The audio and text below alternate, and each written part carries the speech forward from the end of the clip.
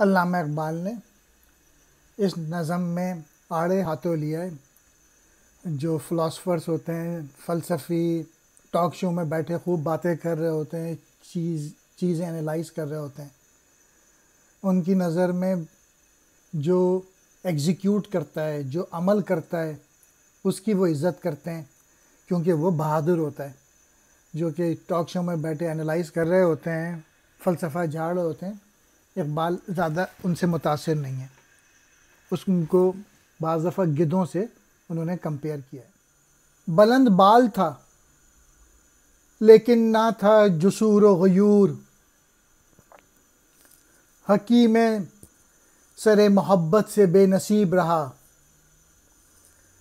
پھرا فضاؤں میں کرگس اگرچہ شاہیں وار، شکار زندہ کی لذت سے بے نصیب رہا.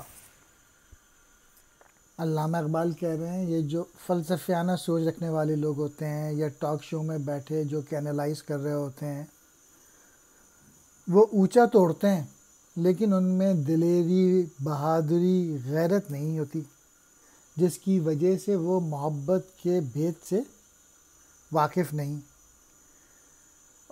گدھ کو انہوں نے کمپیئر کیا ہے شاہین سے دوسرے شعر میں، اور کہنے لگے کہ گدھ اگر فضاؤں میں توڑتا ہے لیکن اسے زندہ شکار جو ہے وہ نصیب نہیں ہے. کیوں؟ اس لیے کہ اس میں ہمت نہیں ہوتی.